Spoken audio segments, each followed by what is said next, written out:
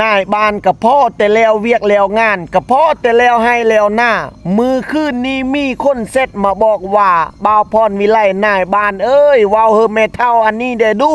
อยู่ที่ตลาดกสิกรรมจักจะเป็นคนสะเพาโมงหูเป็นคนกะมุหรือจะเป็นคนลาวกะบูฮูเฮงเทเฮงว่าเขาว่าแม่เท่าอันนี้น่ะผู้ใดไปก็ด่าผู้ใดบ่ซื้อเครื่องกับปล่อยตบพี่ตบเตดเนาะว้าวในนั้นว้าวในนี้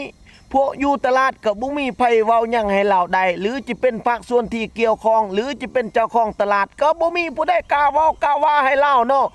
ตามที่เขาเสนอมาน่ะเฮงเทเฮงว่าด่าผู้นั้นด่าผู้นี้ปล่อยผู้นั้นซาบแซงผู้นี้ตบฮีตบแตดใส่เขาบ่เอาเครื่องก็ปล่อยบ่ซื้อเครื่องนำก็ด่าว่าเส้นตามที่เขาเสนอมาเนาะเจ้ากะจะเฮงจะหายปานนั้นคันมีคือเขาวาวเนาะกะจะเฮ็ดแนวนั้นเนาะเฮาเป็นแม่ค้าสาวขายนะนางอยู่ตลาดตุลี่เนาะเขาจิซื้อก็แล้วแต่เขาเงินอยู่นำเขาบ่เอาแล้วก็แล้วแต่ก็บ่เป็นหยังบ่หมดแต่เขายังมีหลายคนที่จิซื้อเนาะคนกายไปกายมาคันขายบ่หมดก็เอาไว้ตู้เย็นมื้ออื่นเอามาขายอีกบ่เป็นหยังคันเน่าแล้วคันบูดแล้วก็ทิ่มอย่าขายของเน่าของบูดเนาะอันผู้คนกินเนาะนางอยู่ตลาดเขาก็ต้องปากดีหัวม้วนเว้าจาสุภาพต่อแก่พ่อแม่พี่น้องประชาชนเนาะหรือว่าจะเป็นลูกค้ายางมาตลาดตะลี่เฮามีหอยยิ้มหอยหัวเว้านัวหัวม้วนเขาจังซื้อเครื่องนำเฮาจังได้ขายดีเนาะเอาบ่อันนี้โลเท่านี้โลเท่านั้นเนอะอันนี้โลเท่านั้นโลเท่านี้ลุดให้สำนี้สำนั้นอันนี้แถมให้เจ้าเด้อทางเว้าทางหัวทางยิ้มทางมีเสน่ห์เนาะคนเฮาก่อนจะได้หยังก่อนจิขายหยังก่อนจิเฮ็ดหยังก่อนคนจิอีต้นฮักแพงหรือจิสนับสนุนเฮานี่มันอยู่นำอันนี้ยัดยดตะนอเฮียงกี่ตะนอเมออุเฮแกะกี่นี่มันอยู่นี่เนาะพี่น้องคนเฮาเด้อทุกคนบ่แม่นเว้าแต่ผู้เดียวอันนี้เนาะเว้าเพื่อหมดทุกคนแม่ค้าสาวขายพ่อค้าสาวขายบ่ว่าแต่ที่อยู่สถานที่ใดเมืองใดแขวงใดจินั่งอยู่บนใดตลาดใดบ่ว่าแต่จิขายสินค้าโตใดหรือว่าจะเป็นสินค้า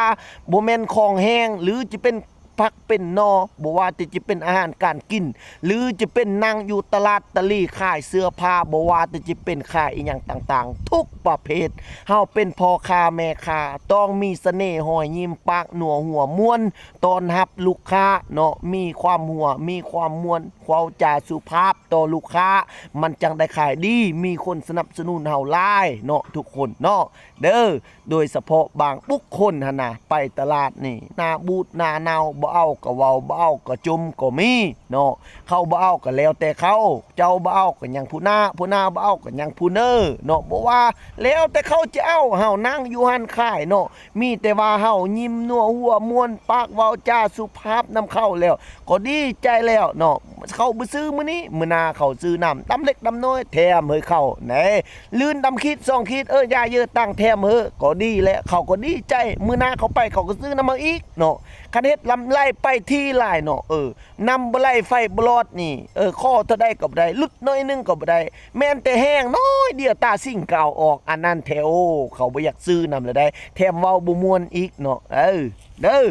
อันนี้ฝากเตือนนำแม่ค้าสาวขายหมดทุกคนแล้วอีกอันนึงเนาะแม่เฒ่าอันนี้ถ้าว่ามีความจริงก็ให้เปลี่ยนเนาะบ่ต้องเฮ็ดแบบนั้นเว้านัวหัวม่วนเขาสิซื้อก็แล้วแต่เขาบ่ซื้อก็แล้วแต่เขาบ่ไปจมไปด่าไปว่าไปปล่อยบ่ทราบบ่แซงบ่เฮ็ดแนวนั้นมันบ่ดีต่อแก่สังคมบ้านเมืองมันบ่จบบ่งามตัวเองเฒ่าแล้วบางเทื่อเฮาบ่อายสังคมแต่ว่าลูกหลานเฮามันอายคนอื่นเนาะพี่น้องเนาะว่าพอตัวเองเป็นนั้นแม่ตัวเองเป็นแนวนี้มันบ่ดีต่อแก่ทุกคนผู้นั้นก็จมผู้นี้ก็ว่าจักน้อยฮอดฮู้ลูกฮอดฮู้หลานลูกหลานก็บ่ดีอกบ่ดีใจเวลาไปตลาดยามใดจักจะเอาหน้าไปเสื่องไปมุดอยู่ใส่ว่าแม่ตัวเองเป็นอันนั้นจมผู้นั้นด่าผู้นี้เนาะพี่น้องเนาะถ้าว่าบ่มีเนาะกาทุกคนก็เฮอเบิ่งนำกัน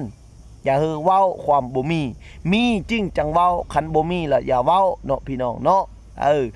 นายบ้านจะออกมาเบามาว่ามาตักเตือนมื้อนี้ก็จิซ้ำนี้เนาะพี่น้องเนาะบ่ได้ตักเตือนผู้เดียวเว้าเพื่อหมดทุกคนเนาะอยู่ตลาดตะลี่แม่ค้าสาวขายเนาะขอขอบใจบัดนี้นายบ้านไปกินน้ำก่อนเมื่อย อย่าลืมพี่น้องผู้ใดเป็นตังส่งไขมันความดันเจ็บหัววินหัวปวดหักหลักลื่นกินซีนงัวซีนควายบ่ได้หายใจเมื่อยหายใจบ่อิ่มนอนบ่อยากหลับดีเฮ็ดให้เฮางุดงิดแสบตามืดตาลายตาเหลืองวินหัวเมาหัวสุกโอสนเวลานอนคือตกมอนเจ็บงอนจองใส่คิวตามืดตาลายเจ็บหัวจองใส่อันนี้เนาะพี่น้องเอายาคอยไปกินดีซิดลูกค้าคอยแต่ละคนที่เคยสั่งซื้อยาเม็ดยาล่วงมาคุ้มมาบรรเทาสุดท้ายมาเอายาบาวพรวิไลไปกินดีซิดปานปิดทิมสนใจทักมาทง195,000มีเก็บปลายทางทั่วประเทศเนาะพี่น้องเนาะเอาไปแล้วบัดนี้